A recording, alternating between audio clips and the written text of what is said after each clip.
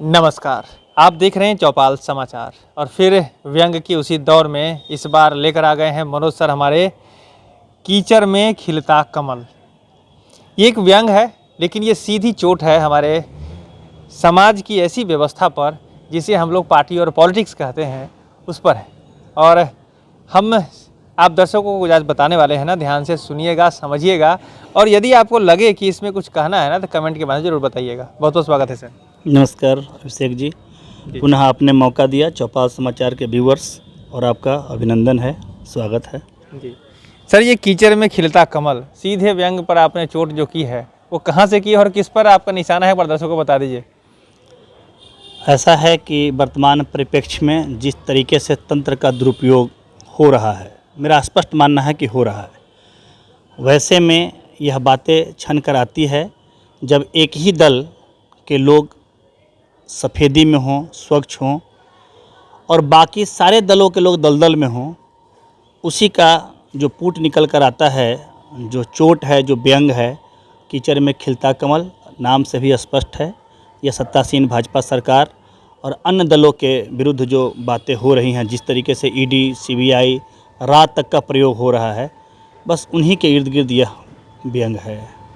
तो देखिए, जिस तरह से आपने बात कही है, ये तो पहले भी इस बारे में चर्चा थी। जब सरकार सत्ता जिसके हाथ में होती है वो अपने स्तर से कुछ ना कुछ प्रयास करते ही रहते हैं। यह बात आपका सही है कि आरोप लगता रहा है। पहले भी कांग्रेस की सरकार जब रही तो उनके विरोधियों ने आरोप लगाया, लेकिन एक होता है चोरी और एक होता है सीनाजोरी। पहले जो आरोप लगते थे, आप कमोबेश देखेंगे तो उस कदर नहीं थे। आप खुद, आपका बचपन और जवानी अब उस मोड़ पर है कि आप समझ सकते हैं।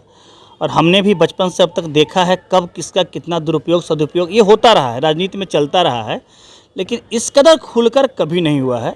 जिस तरीके से आज तो ईडी और सीबीआई की हालत ऐसी बन गई है कि बिहार में अगर कोई बंदा जो राजनीति में है और वो कहीं ना कहीं भाजपा से अगर कोई दो हाथ कर ले या भाजपा को छोड़ के अलग पार्टी में चला जाए तो बच्चे वो उपहास बनाते हैं कि ईडी आ जाएगी, सीबीआई आ जाएगा। अब समझ लो कि जब बच्चे ऐसा कह रहे हैं तो हालत तो कहीं ना कहीं है, कुछ तो कुछ संगीन मामले हैं जो ऐसा कह रहे हैं लोग। तो ये तो देखिए, मैं दर्शकों को कहना चाहूँगा, अगर इन बातों को लेकर जो बातें चल रही है ना, हम आप दर्शकों से भी ये बात जरूर कहेंगे कि आपको कैसा लग रहा है, कमेंट करिएगा। एक बात और सर बताइए, आपने कहा कि ईडी का दुरुपयोग, लेकिन ये तो सब संवैधानिक संस्था है जहाँ पर कि सारी प्रक्रिया के माध्यम से विभिन्न प्रकार के लोग इसमें जो है अधिकारी पदाधिकारी नियुक्त होते हैं। कैसे सबको एक तरफ से सरकार उसको बाध्य कर सकती है? देखिए, जब आपने कहा कि आरोप लगते हैं तो एक लालू प्रसाद जी जब शुरू में मुख्यमंत्री बने थे तो आरोप लगा था कि तमाम डीएम को उन्होंने कब्जे में ले रखा था। ठीक है, वैसे ही जो तंत्र हैं, जैसे आपने पहले कहा कि पहले के सरकारों पर आरोप लगता रहा है, तंत्र को लोग ना सरकार अपने बूते कब्जे में ले लेते हैं, उनको कुछ लालच देते हैं, पदों का, कुछ अन्य तरीके का लालच, और उनको अपने कब्जे में रखते हैं। आप देखेंगे कि बहुत सारे जो अभी निर्णय लिए गए हैं और सत्तासीन भाजपा सरकार की ओर से संवैधानिक पद पर रहने वाले लोग जैसे वहाँ से रिटायर हुए हैं, वो कहीं ना कहीं राज्यसभा, लोकसभा जा रहे हैं, मंत्री तक बनाए जा रहे हैं। आप देखिए कि ब्यूरोक्रेट्स उसमें जो जा रहे हैं जिस तेज़ी से, क्यों जा रहे हैं? ब्यूरोक्रेट्स की एक अपनी गर्मा होती है, वो क्यों राजनीति में अचानक से चले जाते हैं, इस पर भी विचार करने की ज़रूरत है। आप देखेंगे, हम आपको एक छोटा सा, ये आपको लग रहा है कि शंका है, मतलब इस पर इस आधार पर सोचा जा सकता है कि सरकार है वो अपने अंडर में सारी संस्थाओं को लेकर काम कर रही है। इसको लेकर प्रमाणिक आधार तो अभी तक नहीं ना आपके पास? देखिए, व्यंग तो कोई प्रमाणिक चीज़ होता नहीं है। हमको लगा हमने उसको चोट किया, हम तो कह नहीं रहे कि आप ही चोर हैं, लेकिन जिस तरीके से बातें छनकर सामने आ रही है उसका कुछ ना कुछ प्रमाण भी स्वतः मिलता जा रहा है। आप देखेंगे कि हम अखबार वाले या पत्रकार जो कहते हैं किसी को बाहुबली कैसे कह सकते हैं? किसी को हम कहते हैं कि हत्यारा है, मुंह पीछे बोलते हैं, कैसे कह सकते हैं? प्रूफ तो नहीं होता है ना। लेकिन जो रिनाउंड पर्सन है, जिनको बाहुबली का दर्जा मिला हुआ है, जिन पर 40, 50, 60, 70 तक केसेज हैं, वो क्या कहे जाएंगे? हत्यारा कहे जाएंगे, बाहुबली कहे जाएंगे कि गांधी जी कहे जाएंगे? गांधी जी का मतलब एक अच्छे समाज में साध्य रूप में जो व्यक्ति, मतलब वही बात हुई कि आपको अंदाजा के अनुसार आपने व्यंग लिखा है और व्यंग समाज के लिए है। आपको कैसा लग रहा है? क्या ये जो कह रहे हैं बातें सही है? अगर कह रहे हैं कि नहीं वो बातें नहीं है तो आप कमेंट जरूर कर सकते हैं। अच्छा, एक बात और बताइए सर, इतना खुलकर लिख रहे हैं आप सरकार के विरोध में, अभी तो लग रहा है कि आपने भी लिखा था पहले, अब क्या होगा, जबकि जिस समय में एनडीटीवी का मामला जो चल रहा था, तो आप खुलकर लिखते हैं तो इसमें कुछ दिक्कत नहीं बुझा रहा है? नहीं, आप जिसको सरकार के विरोध में कहते हैं, मैं उसको विरोध नहीं मानता हूँ। कोई भी सवाल सत्ता से ही की जा सकती है, विपक्ष से नहीं की जा सकती है।